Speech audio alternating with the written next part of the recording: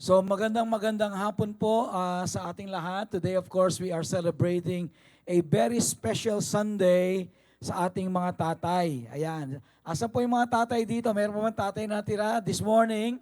Alam mo yung maraming tatay na dito this morning so we're able to pray for them.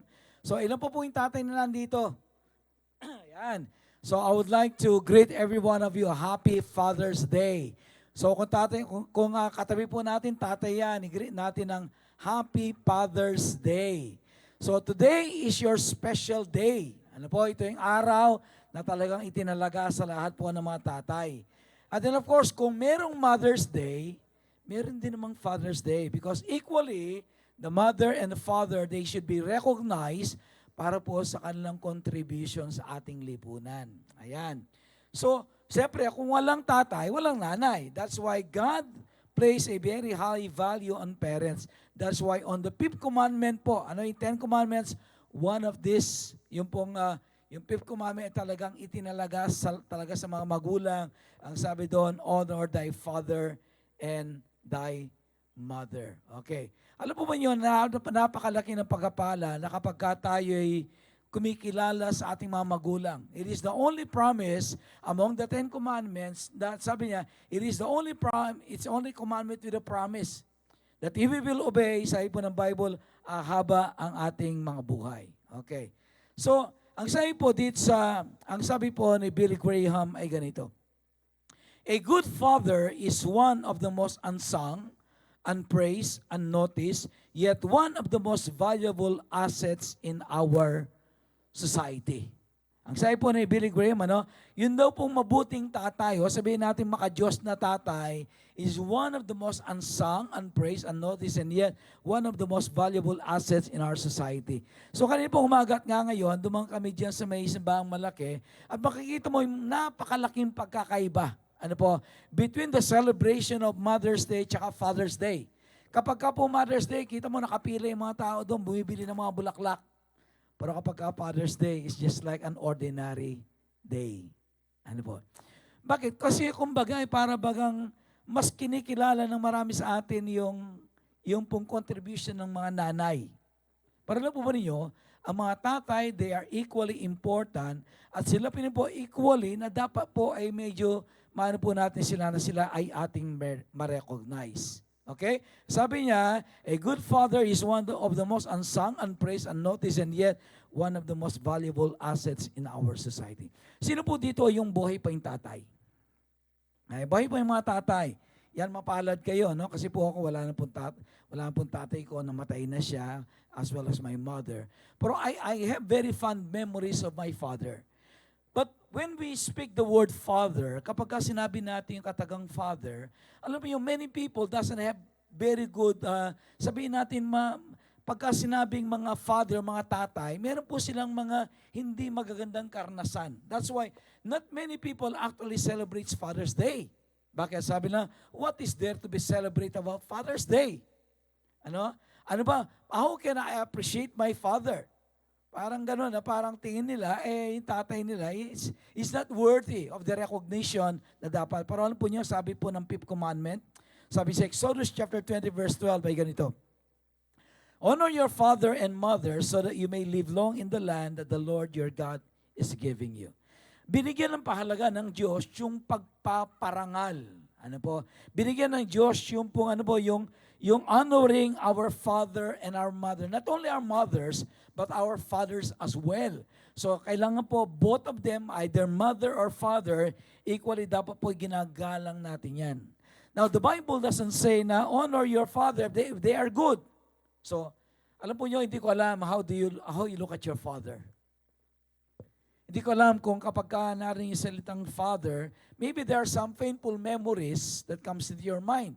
Or maybe you have never known a father.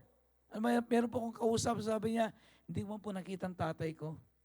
I've never seen the face of my father since na ipinanganak ko. Wala akong tatay. At nakita ko, napakalaki po ng impact nito sa isang tao na hindi nakakilala ng isang tatay. Ayan. Pero anyway, sabi ng Bible, anumang uri po ng mga magulang meron tayo, the Bible says, sabi niya, honor your father and your mother so that you may live long in the land the Lord your God is giving you. So ang ibig sabihin niyan, may blessing. Ano po? May blessing na babalik sa atin kapag ka po yung ating mga magulang, yung ating nanay o tatay, sila po ay ating pinarangalan, ang ibig sabihin niyan, God is going to bless us. Amen. Pagpapalain tayo ng Panginoon. Okay. So this evening, I'll be talking to you on the importance of fathering. Ayan. Fathers, the importance of fathering. Gaano ba kahalaga ang tatay sa loob ng tahanan? Ano po? Sabi po dito sa sabi niya, the fatherless generation. Ito daw po ang ating panahon ngayon. Ito ay panahon ng mga fatherless generations kasi maraming mga tahanan, alam po niyo, walang tatay. There are many families nowadays na single parent family. Kausap mo nga po si Ate Mars, I think that's just 3 days ago, sabi niya. Pastor, sabi niya, karamihan po sa mga kasama ko sa work, mga teachers, sa school, sabi niya, most of them are single mothers. In other words, pagka sinabi single mothers, walang tatay sa loob ng tahanan. Ano? In other words, iwalay sila, hindi sila nagsasama. So yung anak na, kung yung anak nasa kanya, ang ibig sabihin, walang tatay numantabay sa mga anak. Pero alam po ba ninyo yung impact nito? Napakalaki ng impact nito sa ating lipunan. Sabi dito, satanic attack on the family, sabi niya, results in fatherlessness on an epidemic proportion. Yun daw pong pag-atake na Satanas sa bawat tahanan. I believe that Satan wants to destroy the family. Satan wants to destroy the family. And usually, the most vulnerable person inside the house is usually the father. That is why many families now are fatherless. Walang mga tatay. Maraming mga tahanan. There is no father to look after the children. Only the mother. Ang technique po ng diablo para sirain ang pamilya is to destroy everyone, especially the father. Now, paano po nagkakaroon ng fatherlessness sa tahanan? Breakdown of marriage. Kapag yung marriage, yan po ay nagkaroon ng breakdown. Ibig sabihin yan, yung nanay tsaka tatay, because of unresolved problems, nag-iwalay sila. So it results on a breakdown of marriage and fatherlessness. And then next is the death of a spouse. O di naman kaya ay may tatay nga, pero absentee parenting naman. Ang ibig sabihin yan, may tatay nga tinatawag sa loob ng tahanan, for the father is uninvolved. Ang ibig sabihin, may tatay nga, pero hindi siya involved sa family life. Nandiyan lang siya, uwi lang yan. Iinom, tapos matutulog na, wala siyang involvement sa buhay ng mga anak. O di naman kaya yung at the same time, yung uninvolved parenting. And then lastly, teen pregnancy. Yung maraming mga kabataan, they just found themselves a father. Yung hindi sinasadya dahil sa kapusukan, naging tatay na maaga, and because of that, they found out that hindi nila kayang i-handle ang responsibility ng being a father. So what happens? Alam po nyo, yan, hindi kayang panagutan yung mga anak na naging bunga ng kanilang mga nagawa. Okay. So, now what is the social impact of fatherlessness? Now this is compiled by the National Fatherhood Initiative. Dito po makikita natin kung ano ang epekto po ng walang tatay sa loob ng tahanan. Ayan, sabi dito, Sabi dito ganito, fatherless children are twice as likely to drop out of school than their classmates who live with two parents. Yun daw pong mga walang tatay, yung mga tahanan walang tatay, they are likely to drop out of school than those with two parents. So yung mga kapag walang tatay, walang gumagawa, ito raw po yung mga batang usually nagda-drop out. Ang ibig sabihin, hindi nakakapagtapos ng pag-aaral. Kahit nga lang sabihin, senior high, hindi nakakatapos. Bakit po? Because of fatherlessness. Sabi nito, 72% of all teenage murderers grew up without fathers. Yun daw pong 72% ng mga kabataan na nai-involve, na nakakapatay, sabi niya, they grew up without fathers. Walang tatay na gumagabay sa kanila. Fatherless children are 11 times more likely to exhibit violent behavior. Yun daw po mga violent na mga bata, more or less, sabi nila, this belongs to a fatherless home. Okay. Sabi po, 80% of adolescents in psychiatric hospitals come from fatherless homes. 80%, ng mga adolescents, mga kabataan nasa psychiatric hospitals, alam po niyo, walang mga tatay. Nakita po natin, napakalaki ng impact nito. Kaya dito po mamaya makikita natin ang kahalagaan ng isang tatay. sa isang tahanan. Next, sabi niya, 70% of the kids now incarcerated in juvenile correction facilities grew up in a single-parent environment. Ano po yun, sa DSWD, yan, meron ano dyan, yung juvenile corrections, yung mga facilities. 70% daw po ng nandoon, walang mga tatay. Walang nakilalang mga tatay. And then, sabi niya, 3 out of 4 teen suicides occur in single-parent families. 3 daw po sa bawat 4 na suicide. Alam po nyo, lumaki po sila sa isang tahanang walang tatay. Wow! Laki ng impact, ano? Okay, sabi ito, compared to girls raised in homes where both parents are present, the daughters of single parents are 164% more likely to become pregnant before marriage compared to girls raised in homes where both parents are present. Kapag daw po walang tatay sa tahanan, ang possibility is 164% na yung mga anak na dalaga ay nabubuntis kaagad. Nakita po yung impact ng walang tatay? Nasabi dito, 53% are more likely to marry as teenagers. Ayan, bata pa, 15 years old, 14 years old, 16 years old, nakakapag-asawa na. Bakit? Kasi wala pong gumagabay na tatay sa kanila. Then the absence, sabi niya, of biological father increases by 900%. A daughter's vulnerability to rape and sexual abuse, often these assaults are committed by stepfathers or boyfriends of custodial mothers.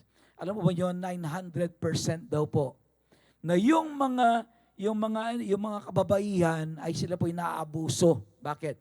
Kapag meron kang stepfather, di ba? Meron kang stepfather o di naman kaya nanay mo nag-asawa kagad. So most of these girls, 900%, they are being abused. Naabuso po sila. Okay. And then children whose fathers are absent consistently score lower than the norm in reading and math. Apektado rin po ang pag-aaral. Apektado rin ang pag-aaral. Children who live apart from their fathers experience more accidents and a higher rate of chronic asthma, headaches, and speech defects. So yung walang tatay sa loob ng mga tahanan, sila daw po ay more prone sila sa accidents and a higher rate of sickness. 63% of youth suicides are from fatherless homes. 63%. And then 90% of all homeless and runaway youths are from fatherless homes. So hindi po nakikita nyo kakalat-kalat sa daan, yung mga homeless, karamihan daw po sa kanila ay galing sa fatherless homes. 85% of children who exhibit behavioral disorders are from fatherless homes. Yung may problema sa pag-uugali, the 85% of them comes from fatherless homes. 71% of high school dropouts are from fatherless homes. 70% of youths in state institutions are from fatherless homes. 75% of adolescent patients in substance abuse centers are from fatherless homes. Yung pong na-involve sa drugs, yung pong mga nare-rehab, 75% daw sa kanila ay galing sa isang tahanang walang tatay. 85% of rapists motivated by displaced anger are from fatherless homes. So di po yung makikita po natin. Napakalaki po ng impact ng fatherlessness sa ating lipunan. Sa ating mga pamilya. I believe even to every one of us, probably there are some of you this afternoon, you are a victim of fatherlessness. Yung walang tatay, walang nakagis na, wala kang tatay na nakamulatan. Walang tatay na gumagabay sa iyo. Alam po nyo, ang lahat daw po ng ito is the cause of fatherlessness. That is why makikita natin dito, napakahalaga ng mga tatay. Amen. Napakahalaga nun po ng mga tatay. Kaya mga tatay, kailangan po natin bigyan ng pansin itong bagay na ito. Kung gusto natin ang ating mga pamilya maging maayos, alam po nyo, kailangan po yung ating mga anak, lumaki sila sa isang tahanan na talagang may tatay. Okay, now, why fathers make a difference? Ano bang difference ng may tatay tsaka walang tatay? Sa ipo dito, from drug-free kids. Research tells us that the father influences his children in many ways. most probably a father exerts influence in the following areas. Yun daw pong tatay, alam mo, kahit na kumisa nandiyan yan, hindi lang kumikibuyan, pero ang laki ng influence ng tatay sa kanyang mga anak. Okay, sabi dito, the intellectual ability of his children and the way he looks at life. So kapag daw po may tatay sa bahay, yung intellectual ability ng bata, mas develop siya.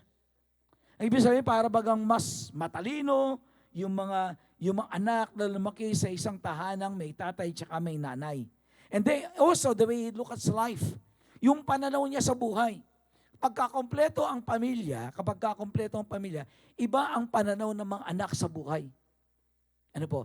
Pero kapag sa isang tahanan, nanay lamang walang tatay, their outlook in life, alam mo yung napaka-negative. I remember, one time meron akong kaklase sa Bible school.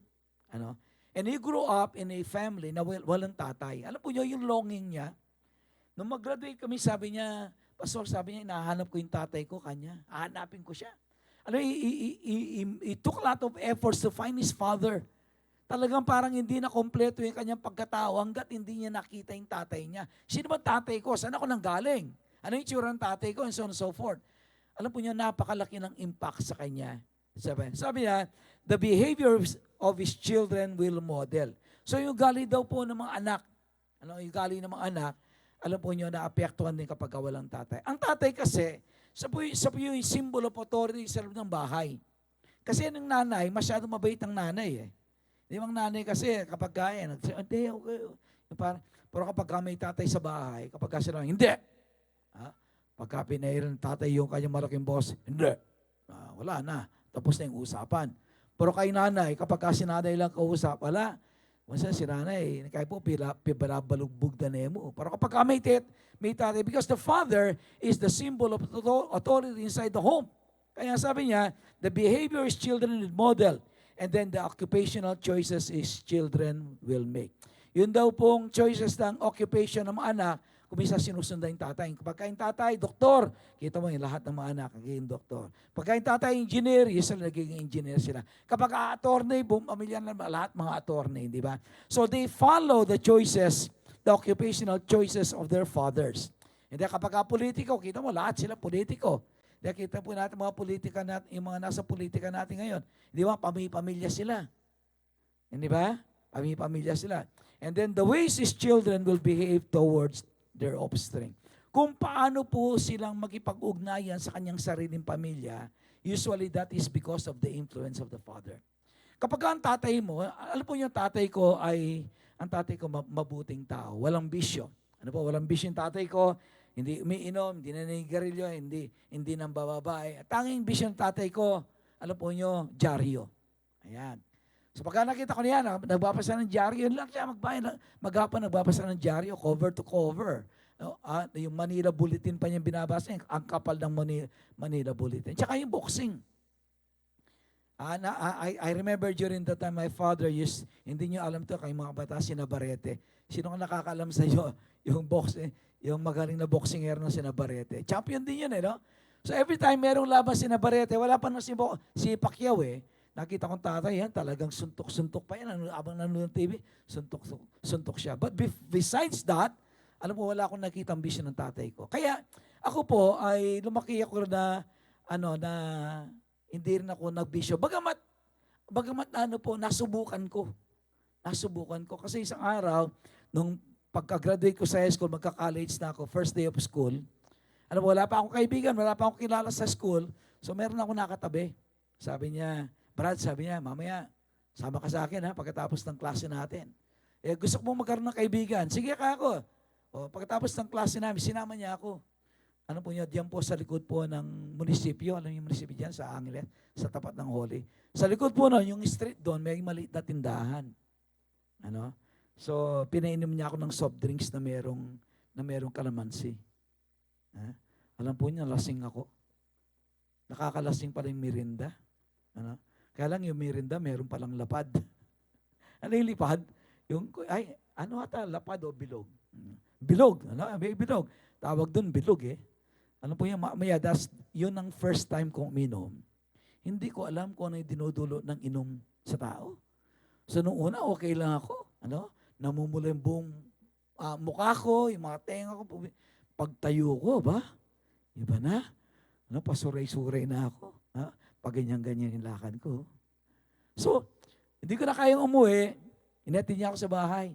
Pagbukas ng tatay ko sa pintuan, nakita niya ako, sinalubong na ako ng mag-asawang suntok. Pak, pak, sabi niya sa akin, anong problema mo? Bakit mo dinadala sa inom? Sabi niya. Pero wala naman akong problema, nayaya lang. Pero niyo, simula ng araw na yun, hindi na ako minumuli. I don't like the feeling. I don't like the feeling. Pero, yung nga po, yung tatay ko talagang kita ko wala siyang bisyo. Kaya, wala kami tutular na naninigarilyo siya, o gano'n, o anuman. My father is a very dedicated family man. Kaya, doon ko po nakita sa kanya. Sabi niya, the ways his children behave toward their offspring. Kapag kayong tatay, alam mo yung mabait yan sa kanyang pamilya, more or less yung mga anak kapag ka nagpamilya, ganun din sila. More or less. Ano ba more or less? Of course, not all the time, but more or less. Okay. Now, how to make a difference? Ano ba yung how to make a difference as a father? Kasi nakita natin, ang laki ng impact mo sa tahanan mo, sa buhay mo. Kahit hindi ka lang kikibo-kibo sa loob ng bahay, gano'n ka lang, pero hindi mo alam, napakalaki ng impact ng isang tatay sa loob ng tahanan. So, how to make a difference? Kay lahat ng mga tatay nandito, kay lahat ng mga tatay, how to make a difference in your family. Number 1, know the love of the Father. Una, kailangan po alamin mo ang pag-ibig ng Diyos sa iyo. I believe we cannot give love unless we ourselves have experienced love. Sa John chapter 15 verse 9, ang sabi dito ay ganito, as the Father has loved me, so I have loved you. Abide in my love. Anong sabi po, ang sabi po ng Panginoong Yesus, sabi niya, kung paano akong minahal ng Ama, sabi niya, ganun ko din kayo minahal. In other words, for a father to be able to exhibit love, kaya siya mismo, alam niya kung paano mahalin. Di ba? Usually, hindi sila makapagmahal. They cannot display love because they themselves, they have never experienced how it is to be loved. Hindi nila naranasan kung paano silang mahalin. That's why, pagdating sa pamilya, they don't also know how to display affection. Okay. Alam po niyo, yung unang mga tatay, ako yung tatay ko, at saka yung nanay ko, I've never even once heard them told me, Renz, o kaya, Renz ang tawag sa akin, o kaya Lorenz, sabi niya, I love you. Never. I believe, even many of us, lalo po, yung lumaki sa generation namin, kasi yung mga tatay daw sa unang panahon, they are not verbalizing. Ano? So, para sa kanila, of course, alam ko na mahal ako ng tatay ko, mahal ako ng nanay ko, pinakikita lang sa magitan ng, ayan, pag they provide for everything that we need, and then they send us to good schools, that is how they show their love. But for them to verbalize that love and say, anak, I love you. Alam niyo, I've never heard it from the lips of my father or my mother, but they are showing it. They are showing it. Ngayon po, kung halimbawa ang isang tatay, hindi siya nakadama ng anumang pagmamahal sa kanyang mga magulang, alam po nyo, hindi rin siya marunong magpakita ng pagmamahal sa kanyang pamilya. That's why it's very important na lahat ng tatay dapat ma-born again. Amen. Alam mo nyo, kung ang tatay mo born again na napakapalad mo, kung hindi pa, dapat gawin mo lahat ng magagawa mo upang ang tatay mo makakilala kay Lord. One of the first things that I did nung ako po yung ma-born again is to bring my family to Jesus. Unti-unti, yung nakabunso kong kapatid, yung nakababata sa akin, and then my brother, and then one by one, I was able to bring them to church. And then later on, yung tatay ko at nanay ko. Ano po? So, nag-aaral na ako sa Bible school noon. Nag-aaral na ako sa Bible school. I'm already becoming pastor. So, yung tatay ko talaga sinama ko sa church. Ang sabi, bago ako mag-Saudi noon, sabi niya sa akin, sige, sabi niya, mag-church ako, sabi niya, kung makakapag-abroad ka. Yung po yung condition niya sa akin. So nakapag-abroad ako, simula ng araw na yun, yung tatay ko, every Sunday nasa church na. Eh nung panahon yun, alam po niyo, wala pa namang messenger or what, ang ginagawa, tinitape po nila yung message every Sunday. Tapos pag kami nagpunta sa Saudi, pinadadala sa akin. So, and then, nagpapadala ng picture, showing tatay ko, nasa church, kasama yung mga kapatid ko, Ang nanay ko, they are all in church. And I thank God so much. Because ang laki ng naging pagkakaiba nung ang tatay ko, alam po yung nakakilala kay Lord, nagbago yung sitwasyon namin sa buhay. In fact, I witnessed when my father was baptized, ay nanay ko, ako mismo nagbaptize sa kanya doon po sa may Subic, yung water baptism. So it's very important na lahat ng mga tatay makakilala kay Lord. Why? Because they are playing a very important role inside the home. Kapag kami problema sa tatay, usually buong pamilya affected. Di ba? Apektado. Apektado si Mrs. Lai. Lagi nag-aaway yan. Hindi nagkakaunawaan. Hindi ba? Kung minsan, hindi nagbibigay ng pera si tatay. Bakit? Nauubos sa bisyo. So nag-aaway sila. Pagka nag-aaway si nanay si tatay, ayun, apektado yung mga anak. Yung mga anak ay umuwi ng bahay. Bakit? Magulo yung bahay. Lagi na lang nagbabangayan. Hindi ba? So, kapag ka po problema ang tatay, alam po nyo, ang buong pamilya na mo problema. So what can we do? Number one, we must bring our fathers to Jesus. The best thing that you can do for them on Father's Day is to bring them to Jesus. Alam mo, ang pinakadakilang regalo na pwede mo ibigay sa tatay mo ay yung kaligtasan, ay yung relationship kay Lord. Ano mo ang bigay mo sa kanya, lilipas yan. Binigyan mo pagkain, dinate mo, whatever, you have given your father something. Pero if you give Jesus to your father, it's going to change your whole family. Eh, sabi dito, John chapter 15, verse 9, as the Father loved me, so I have loved you, abide in my love. So gusto po ng Panginoon na lahat tayo ay madama natin ang pag-ibig ng Diyos. Because only when you felt the love of God in your life, that's the only time that you'll be able to make others feel that love as well. Kasi naranasan mo yung pag-ibig ng Diyos sa buhay mo. So, ang gagawin mo, gusto mo rin ang tatay mo, nanay mo, mga kapatid mo, gusto mo rin maranasan nila ang pag-ibig ng Diyos. Amen. So, one of the things that the father needs, para po siya maging significant na kanyang life is to know the love of the Father. So, kung tatay ka, nandito ka. I don't know if you are here for the first time, but if you are here for the first time, dapat ang tatay ang unang-unang nagpapamalas ng pagmamahal. Hindi yung nanay. The father should be, first of all, must be the symbol of love inside the home. Kaya tayong mga tatay, dapat po tayong nagpapamalas ng pagmamahal. Hindi lang si nanay. Ang tatay ang dapat, number one, nagpapamalas ng pagmamahal sa loob ng tahanan. Kaya ang sabi ni Lord, sabi po niya sa ating binasa, as my Father has loved me, so I have loved you. Kung paano akong minahal ng amang nasa langit, gayon ka rin ko minamahalang sa iyo po. So ano pong magagawa na sa ating mga tatay? Number one, they must experience God's love. Mga tatay na narito, I would like to challenge you this afternoon. You need to experience God's love in your life. So tayo pong lahat nandito, yung tatay natin, hindi natin kasama. Pag-pray mo everyday. Pag-pray mo yung tatay mo, makakilala kay Lord. Pag-pray mo, born again ang tatay mo. Gawin mo ang lahat na magagawa mo para tatay mo born again. Amen. So, sabi dito, you cannot give love unless you yourself have experienced love. A father must be a reflection of God's unconditional love. Ayan. And then a happy family is a reflection of a good father and a loving husband. Yun daw po masayang pamilya, merong isang makadiyos at merong isang mabuting ama sa loob ng tahanan. I don't know how you look at your father. But no matter how you look at your father, this Father's Day, kailangan po sila po ay ating kilalanin. Number two, be a responsible father. Dapat po tayo maging mga tatay na tayo ay maging responsable. Number one, what does it mean to be a responsible father? Spend quality time with your family.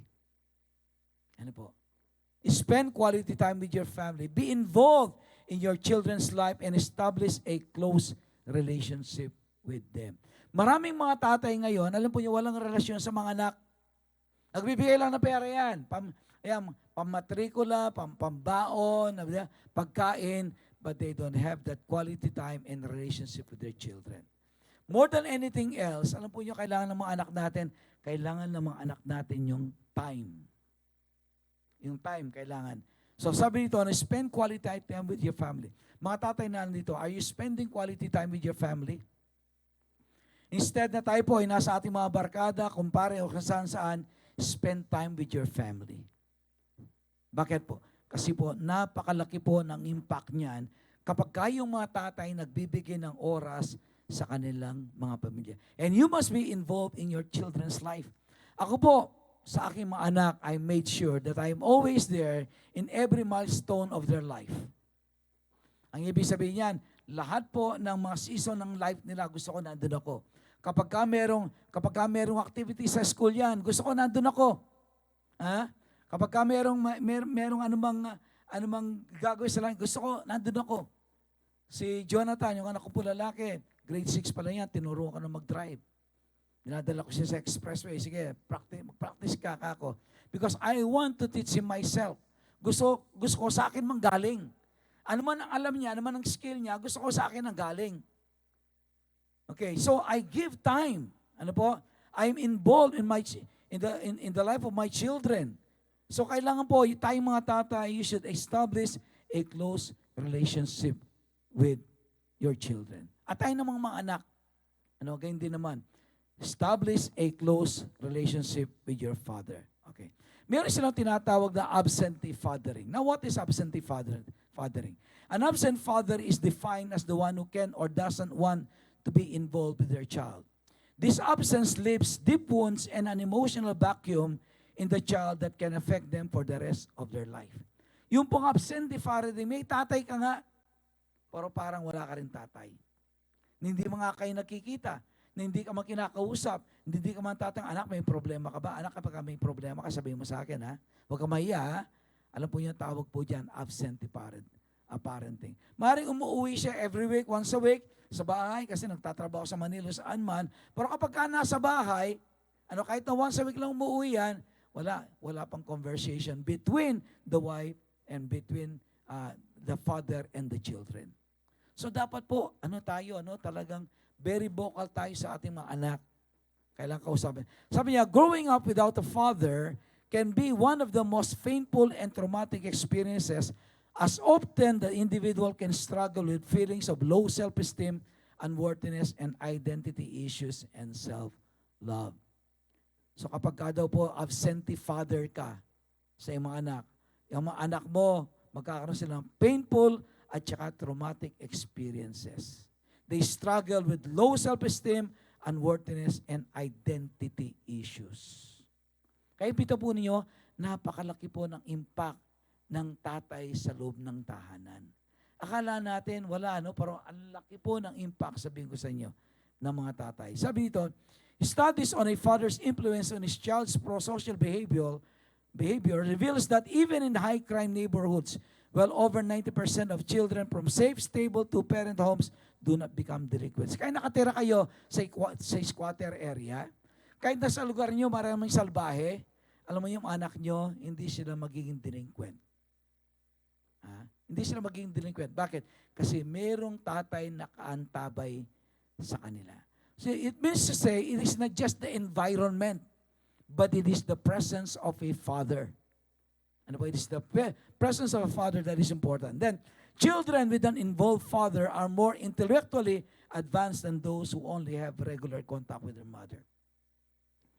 Yung po mga kabataan na may involved yung father nila, lalo sa pag-aaral, alam po nyo, they are more intellectually advanced. Ang ibig sabihin niyan, mas matalino sila. Mas develop yung kanilang mental faculty kaysa dun sa meron lang nanay lang. Yan. So, next is, sabi niya, strive to be a good provider. Dapat tatay maging good provider. And then sabi niya, guide and discipline your children. So, dapat po yung ating mga anak, mag-guide natin na sila ay madisiplina natin. Dapat ang tatay. Ano po yun? Dapat hindi ang nanay, tatay muna dapat ang nagdidisiplina sa loob ng pamilya. Di ba? Kaya kung minsan ang tatay uninvolved, sasabihin ng tatay sa asawa, yung anak mo, kausapin mo ang anak mo, sabi niya. Ikaw kumusap, hindi, ikaw na lang, sabi niya. So, these fathers are uninvolved. They do not want to be involved in the discipline of their children.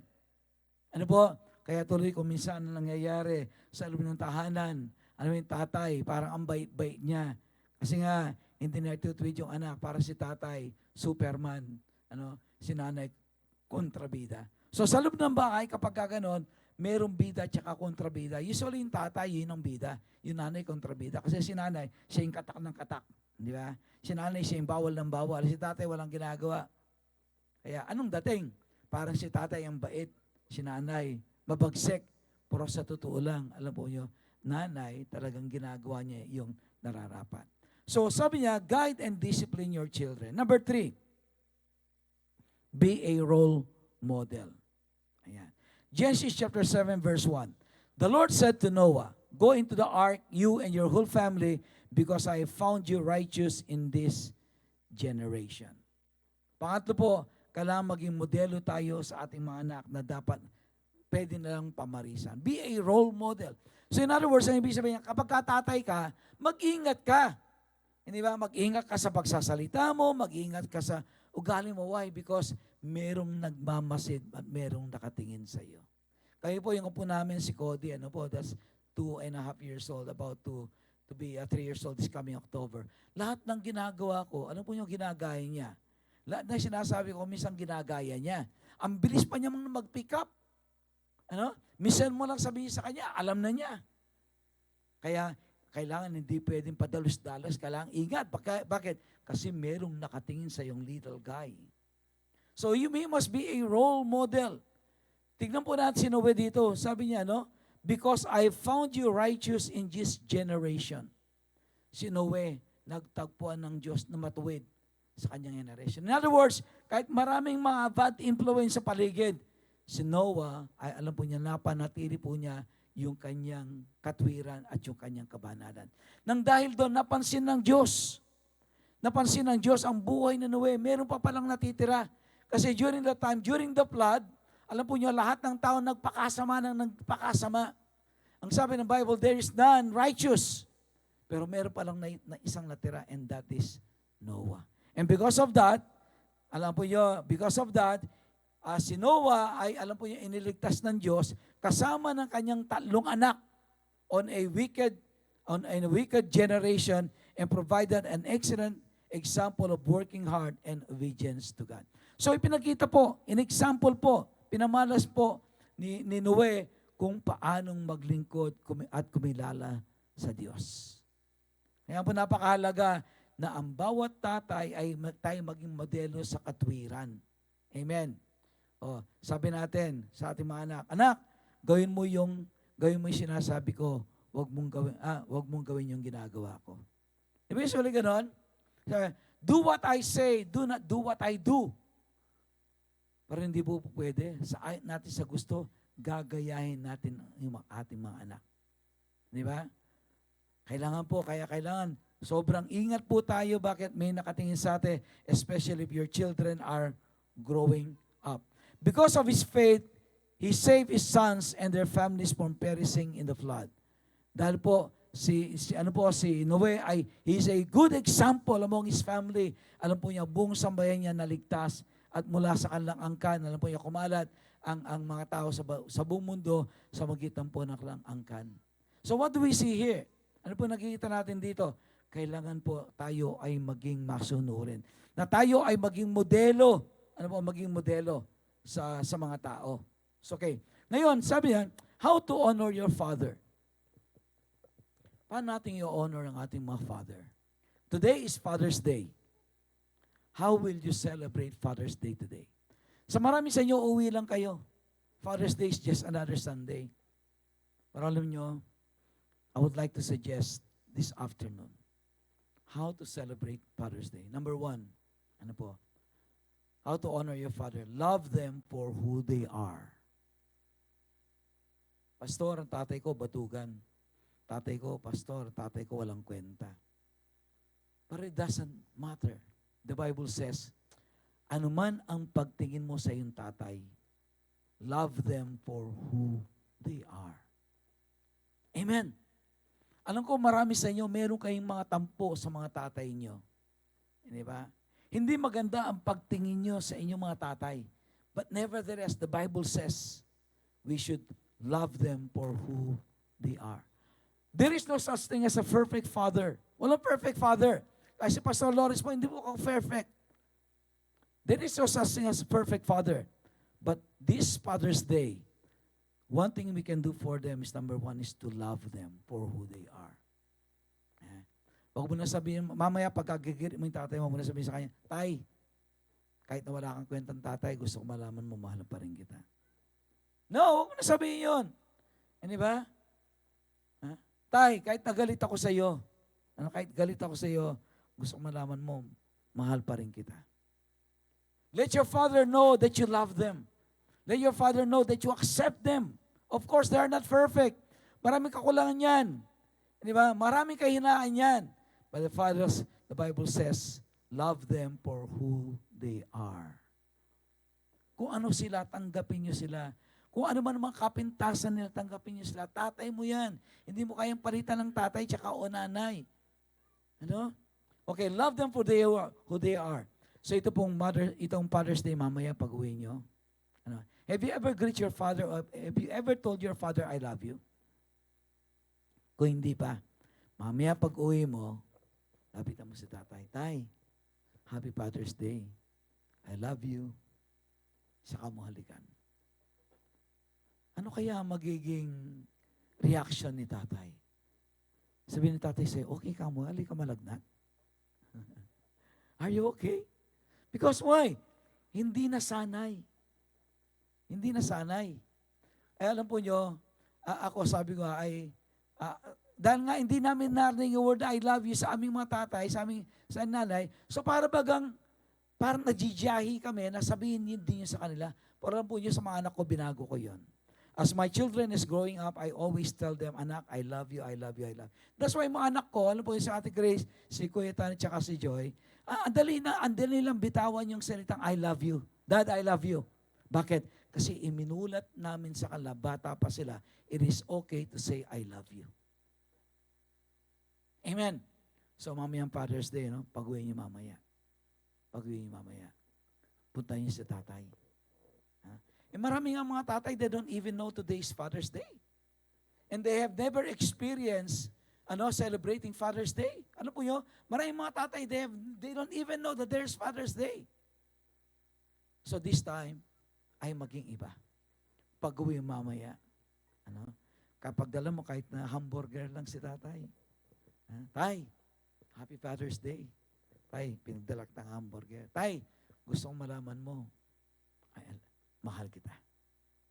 Wow, hindi kaya iiyak si tatay? Ano kayang mararamdaman niya? Di ba? Pero sabi niya, respect them and be grateful to them. Respetuhin mo tatay mo. Kahit ang tatay mo, parang hindi siya dapat respetuhin. Respect him nevertheless. Why? Because the Bible tells us we should respect our fathers no matter ano man ang kapintasan nila. Okay, number 3. Forgive them for any wrongdoing. Sinaktan ka ba ng tatay mo nung maliit ka? May tampo ka ba kay tatay?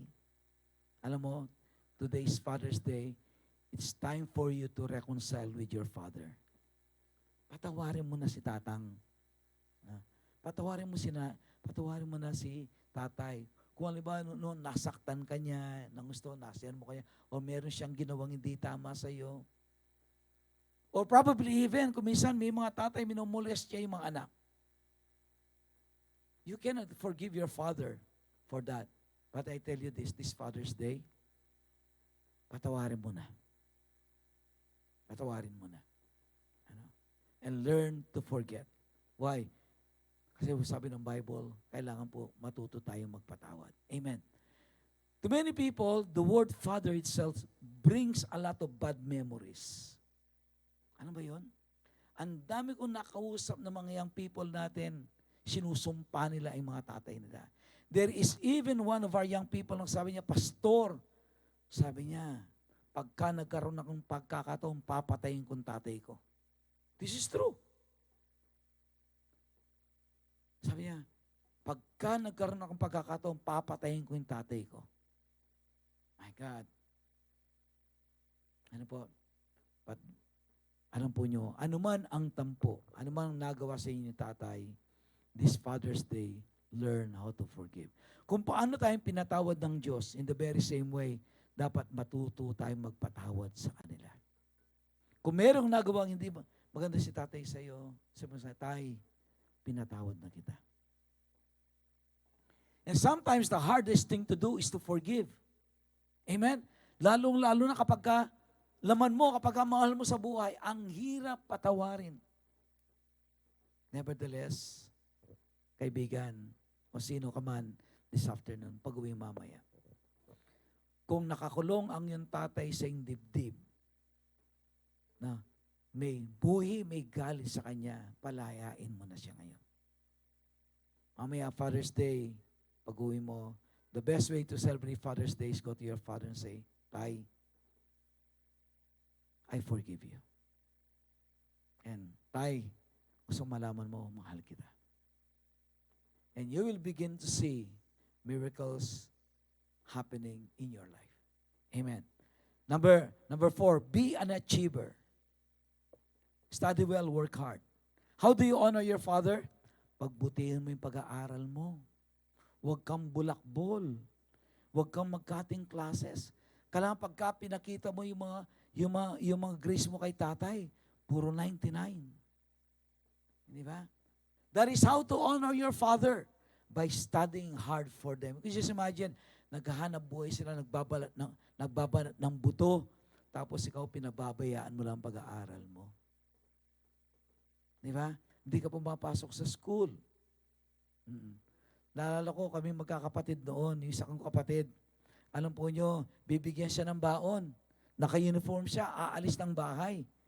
Pero hindi naman para aalis ng bahay, aakyat lang siya doon sa punong, meron kayong punong kahoy na kay Mito, mataas yun. Alam po nyo, maghapon, nandun siya. Doon sa puno na kay Mito. Pagdating ng labasan, bababa siya. At kunwari, galing siya sa school, pero yung classroom niya nasa taas ng puno.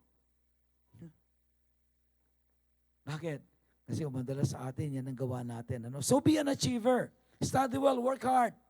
Bakit? Kapag ka-achiever ka, ang tatay mo, tuwang-tuwa siya. He's so proud of you.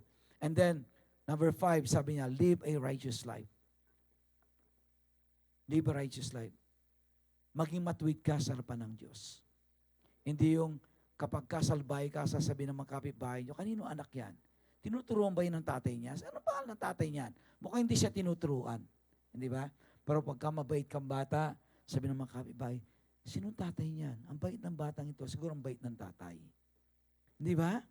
Okay. Why? Because your children are a reflection of you. Kaya nga tayo mga anak, dapat maging matuwid ang ating mamubuhay. Live a righteous life. Hindi yung kapag lumabas ka ng bahay, nag-aalala na si nanay at si tatay. Hindi na alam kung uuwi ka pa ng buhay. Pero kapag kanilang lumalakad ka sa salita ng Diyos, walang anumang agam-agam ang iyong mga magulang.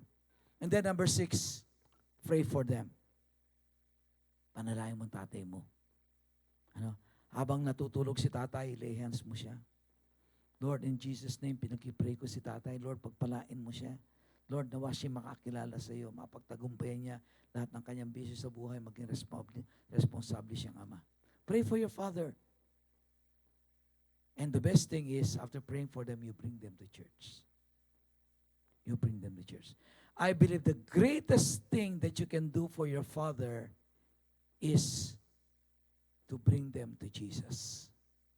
That is the greatest gift that you can give to your father. Why? Alam natin, ang mga tatay natin, if they're going to live for another 20 years in this earth, that's good enough. But most of them will not. They have probably 3 years, 5 years, 10 years, I don't know. And then after that, uwi sila sa kabilang buhay.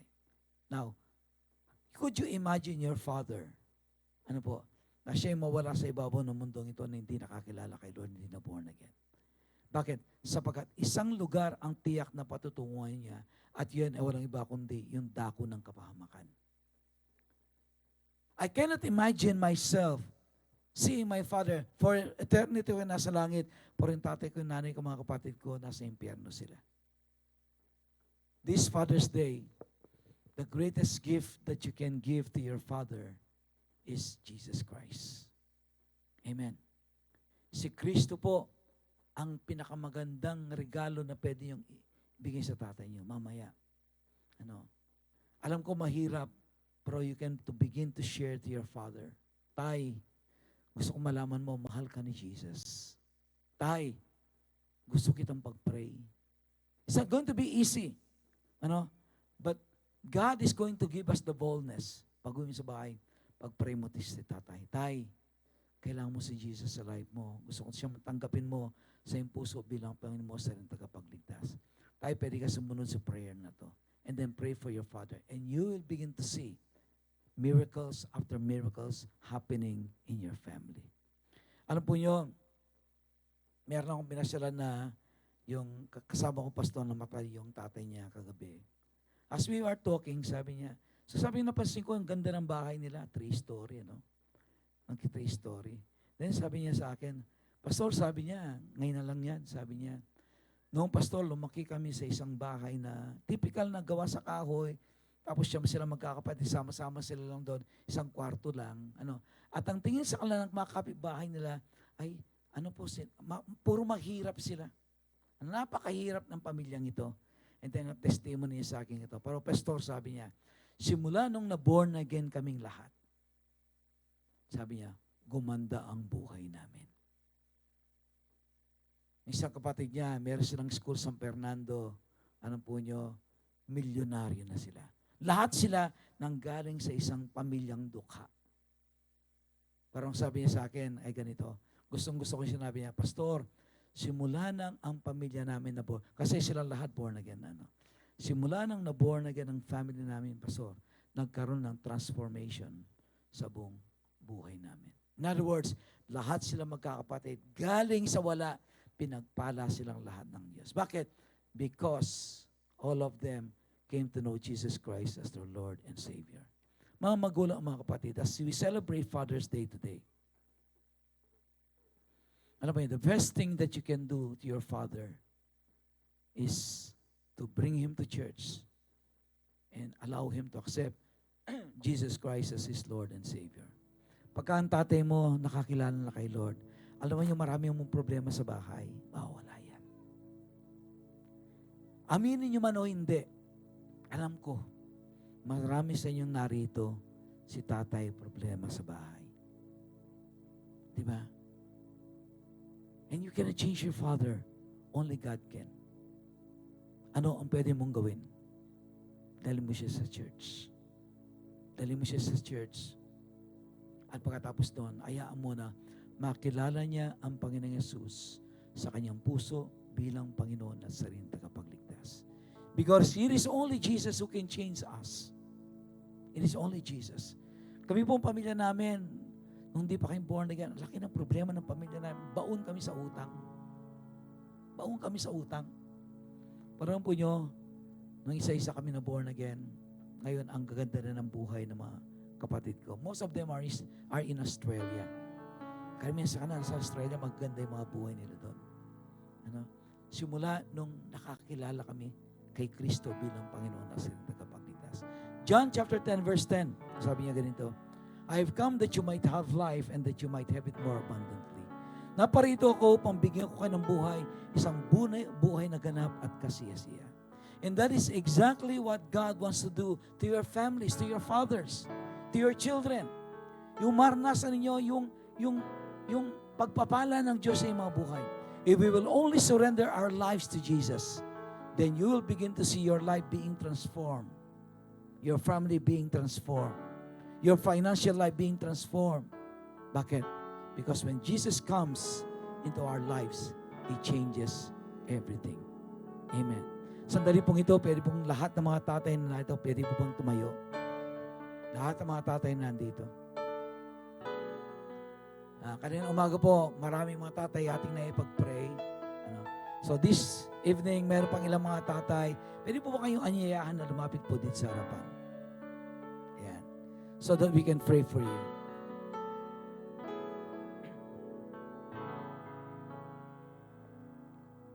Sige po, dito po tayo sa gitna. I would like to be able to pray for you.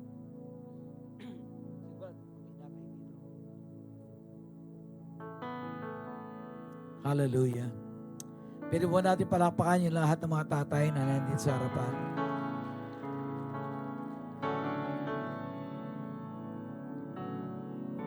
Alam po ba ninyo na ang pagiging tatay ay hindi madali? Ang pagiging tatay, it is a calling. Hindi na pasubo lang tayo. Nakabuntis ka, then you find yourself being a father. Being a father is a big responsibility. It's a calling from God. It's a calling from God.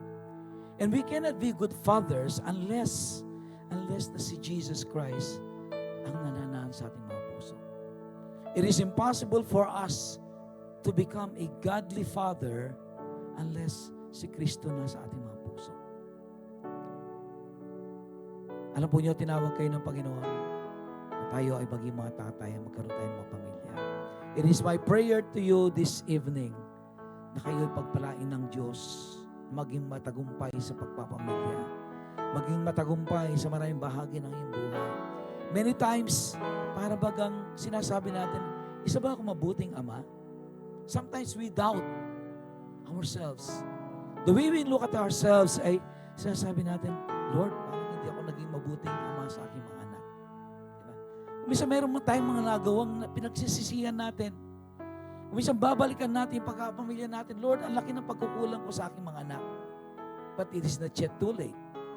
Hindi pa po huli ang pagkakataon. Today, if you give your life to Jesus, alam po niya, babaguhin niya ang inyong mga buhay. Amen. So, bago ko po kayong pag-pray, pwede po ba kayong sumunod sa maikling panalangin ito? Panginoong Yesus, salamat po. At meron akong isang amang nasa langit na nag-alay ng kanyang anak na si Jesus upang mamatay sa krus ng Kalbaryo para sa akin. Sa gabing ito, inaamin ko po na ako isang makasalanan. Humingi po ako ng patawad sa inyo. At binubuksan ko ang aking puso. At tinatanggap kita bilang aking Panginoon at sarili kong tagapagligtas. Simula sa araw na ito, pagharian mo ang aking buhay. Salamat po. At ako'y tinanggap mo bilang anak mo sa pangalan ni Jesus. Amen. Sige po, tayo po ay manalangin. Panginoon, sa gabi pong ito, nagpapasalamat po kami dahil hindi po kayo nagkulang sa amin. Sa bawat araw, buwan na lumipas sa aming mga buhay, hindi niyo po kami iniwanan. Nag-provide po kayo sa amin. Tinugon niyo po yung mga panalangin namin. Binantayan niyo po yung trabaho at pamilya namin. At bahagi po ng mga blessing na natanggap namin, ibabalik po namin sa inyo ang portion na to. Tanggapin mo po, Panginoon, ang aming mga handog sa gabing ito at pagpalain niyo po ang bawat kamay na magkakaloob. I-bless niyo po ang kanilang mga work, ang kanilang mga sambahayan, ang kanilang mga pamilya at kung ano pa po yung mga prayer request na meron sila sa gabing ito. Salamat po sa lahat ng blessing na ito at tanggapin niyo po ito. Muli sa iyo po lahat ng glory, honor and praise. This we ask in Jesus' mighty name. And everyone would say, Amen and Amen. God bless po.